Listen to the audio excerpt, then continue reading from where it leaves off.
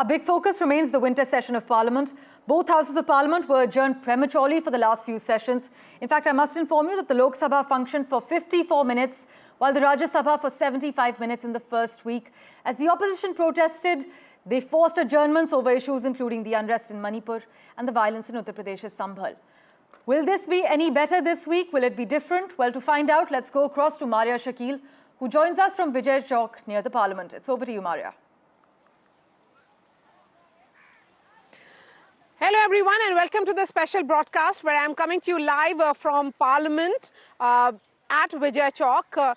The focus certainly will be on whether week 2, which is beginning today, will be any different from week 1 where it was all about showdown, complete adjournments as well.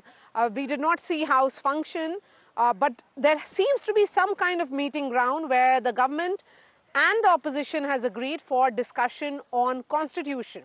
Remember, 26th was the Constitution Day, and the opposition thereafter said that they would also want to share their views on constitution. So a 2-day discussion on constitution is likely to happen. Will it begin today or tomorrow? We'll know about it when the Business Advisory Committee meets around 11:30.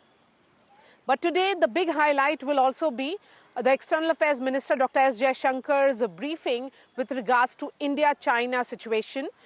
In the month of October, to be specific, 21st of October, we did see military disengagement process begin between the two countries along the line of actual control, which was followed by the highest meeting between Prime Minister Modi and his Chinese counterpart Xi Jinping in Kazan, and thereafter another set of meeting between Dr. S. Jaishankar and his Chinese counterpart in Foreign Affairs Minister. So a complete shift from what happened several years ago to now is certainly an indication of how there has been a thaw in the relationship between India and China, details of which will be shared by External Affairs Minister as he briefs the Lok Sabha.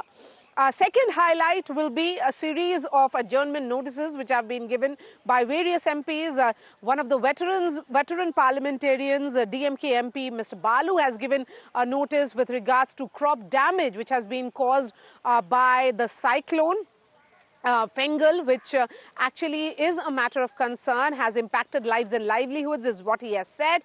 There has been another notice which has been given by the Aam Aadmi Party with regards to discussion on attacks on minorities in neighboring Bangladesh. There have been protests also in Assam along the India-Bangladesh border with Assam Chief Minister saying that he is really sad about the entire situation and they are likely to take that up with the centre as well. Let me get a word from Aishwarya, who has been tracking the entire Parliament session. Week 1 wasn't much activity. Are you expecting some activity today, Aishwarya?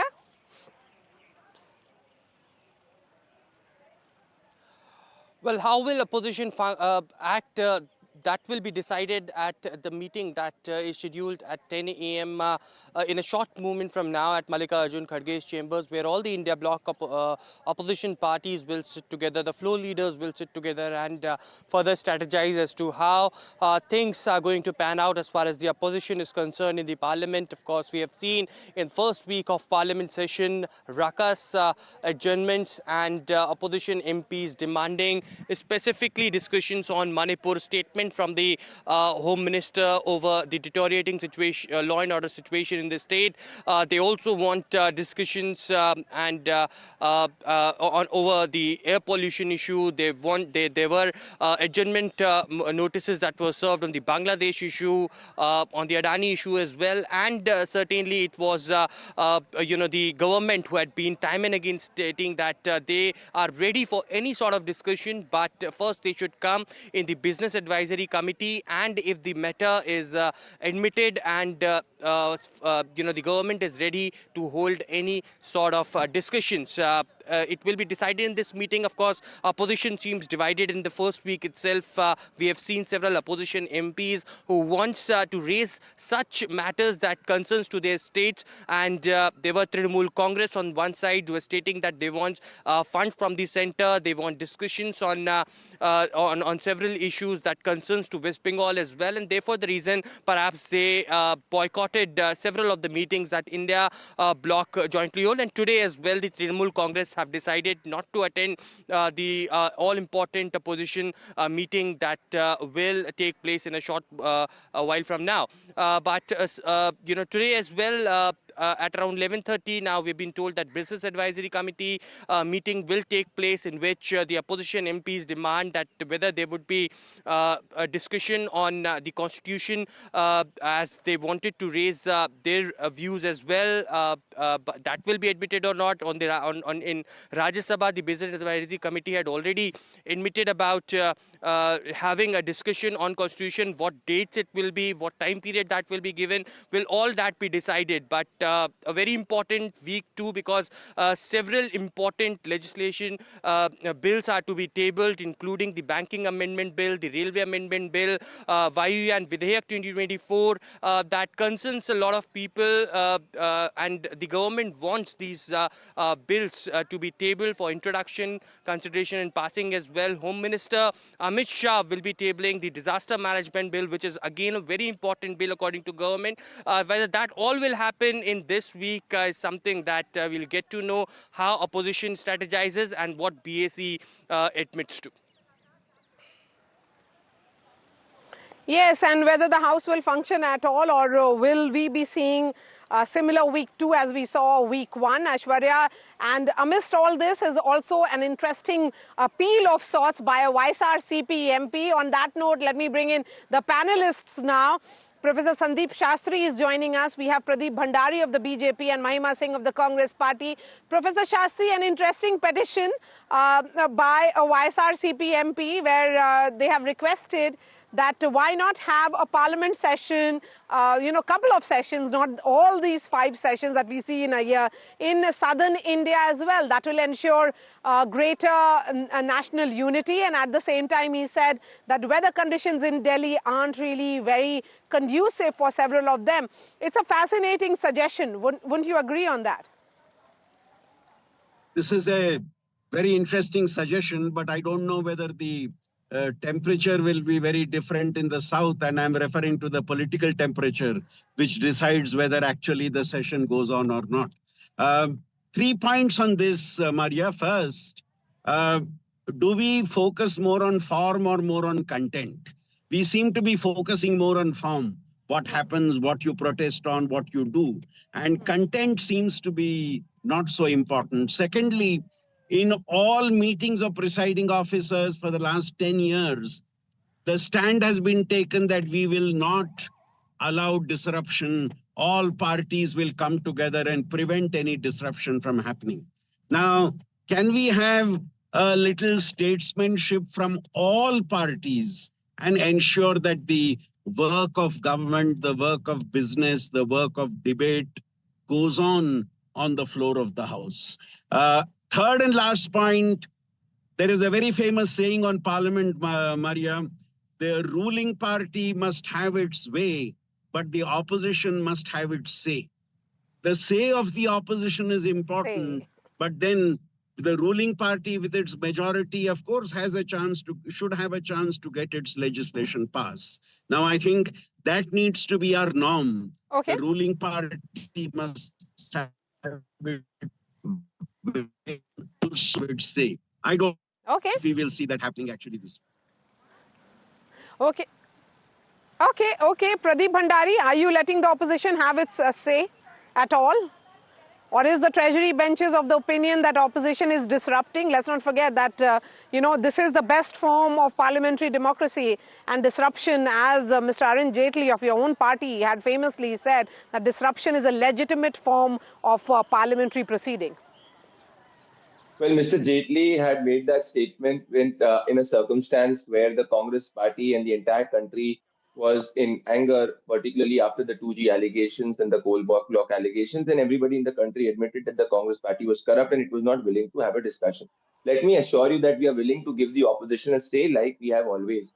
However, the opposition cannot have its way, that is our argument. The way has to be of the House and it has to be done through consensus.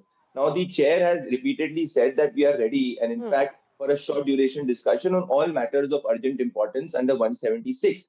However, if members of the opposition, not all for sure, particularly some people in the Congress party, only want a discussion in 267, I think that's the prerogative of the chair. So I assure you that we are willing to discuss any and every issue. However, the Congress party cannot think, particularly the Gandhi family, that what it decides will be the agenda of the House. What is decided through consensus by the Treasury benches and the opposition parties will be the agenda of the House, which the House will discuss on.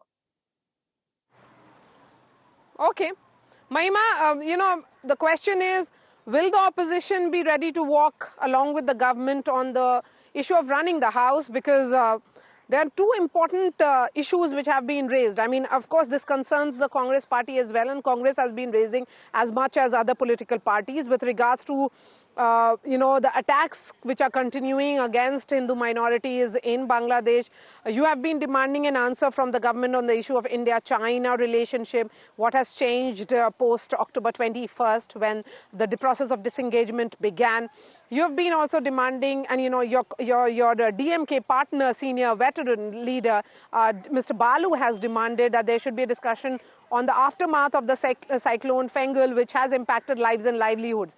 Don't you think all these issues are very, very critical and must be taken up by parliamentarians? Jai Hind. Maria, when you ask me, will the opposition be willing to walk along with the government in the functioning of the House, I am rather prompted to say that if the opposition starts to walk along with the government, democracy comes falling on its knees. And the government's prerogative and rather... Ma'am, my limited point was, Mahima, my limited point when I made that, when I said that was, the idea was that the House should function for 1 week. We have not seen any functioning of the House. Will there be meeting ground? Will the issues be sorted out in Business Advisory Committee? That is what I said. Maria, I have only reiterated your words as it is. Now let me please complete my point. I am saying that the government has to listen to the government. It is not only its prerogative but also its directive. Yes. When the BJP spokesperson says that we are letting the opposition have its say as we always have, well, the world has seen over the past 10 years what the BJP government has been doing to the democracy in India. Now, the BJP spokesperson, truly reflective of the state apathy that is seen in the parliament here, says, well, we shall set the agenda as per the issues of urgent importance.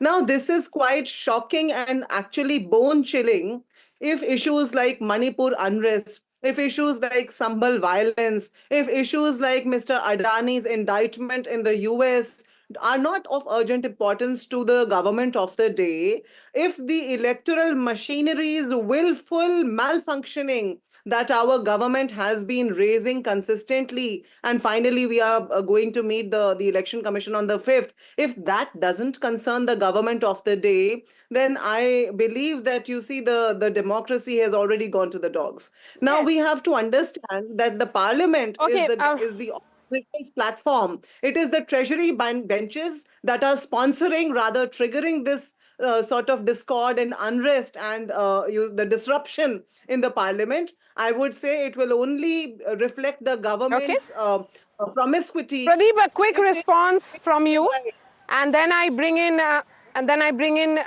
Professor Shastri. A quick response, 30 seconds. It is extremely unfortunate that Mahima has peddled another fake news. The people remember how Rahul Gandhi instructed his member of parliament to go to the well and disrupt the speech of the Prime Minister. The democracy is not of the Congress party, by the Congress party, for the Congress party. The democracy is of the people, by the people, for the people. Let him not peddle any lies. Let the BJP spokesperson not peddle any lies, please. The Congress party. No, it is a valid truth. Go and see. I would stop the BJP spokesperson and I would interject if I hear him peddle lies. I will openly challenge you. I will play the video of Rahul Gandhi instructing his member of parliament to go to the well. That is a known trend. In fact, Mr. Gandhi needs to apologize to the people of India for wasting 31 crores of population.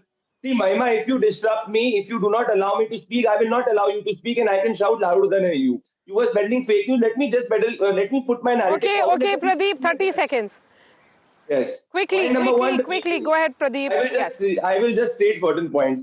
Point number one, people have witnessed how Rahul Gandhi instructed his member of parliament to disrupt the speech of the prime minister and go to the well. Point number two, Mr. Gandhi has wasted 31 crore of taxpayers' money for his whims and fancies. Point number three, Congress party is not even able to get the consensus of all the members of the opposition on the issues which Mahima is speaking about. The TMCs boycotted their meeting. So the opposition is not merely Rahul Gandhi's own whims and families. Opposition is everybody, and we have to take everybody along. Okay, so we'll wait.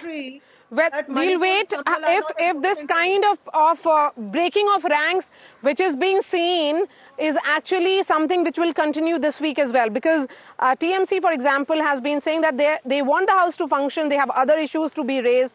There are other leaders in India bloc who are of the opinion that the center state issues with regards to the fiscal concerns are more important and potent than the ongoing discussion. A word now from Professor Shastri. Professor Shastri, the parliament must function. I mean, that's almost like a consensus. But how will it function is the bigger question. Did the opposition did the government walk an extra mile in the last, over the weekend? No, we did not see any meeting take place, to break this kind of deadlock. Will it continue? Is that what you sense as well?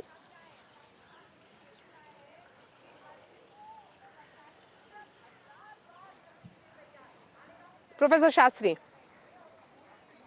Okay, we have lost that line with Professor Shastri. All right, thank you so much for joining us, Mahima and Pradeep Bhandari this morning. But the question is that were there efforts by the government in trying to break this deadlock? We did not see those efforts. Let me try and connect with Aishwarya again on this story, and he will try and get details of whether there were some meetings. Aishwarya, if you're still with me, I want to know, did the government make any effort? Were there calls made by the Parliamentary Affairs Minister or any one of the floor managers to reach out to the opposition to bring them on board in running the parliament? Well, certainly it is Union Parliamentary Affairs Minister Kiran Rijiju who had confirmed on Friday itself that there were several efforts that were made to reach out to the opposition party floor leaders, and they were called time and again to discuss, and it was himself, Lok Sabha Speaker Om Birla, who also stated that the entire country is watching what the opposition is doing. On the last day, I remember Dilip Sakhe, who was on the chair at the time when Lok Sabha adjourned till Monday. It was him as well who stated that this is not how opposition is working. This is not a constructive debate. Entire country is watching, and therefore some consensus need to be there as far as the functioning of parliament is concerned. There are several legislative bills that need to be tabled. The government have already issued 11 bills that are scheduled to be tabled for introduction and consideration. Rest 5 bills are there for passing itself, but the opposition parties just had this intervention. They were coming to the well, and therefore the reason perhaps the House did not function for the entire week. This time, today as well, the invitation had been sent out to every floor leader for the Business Advisory Committee.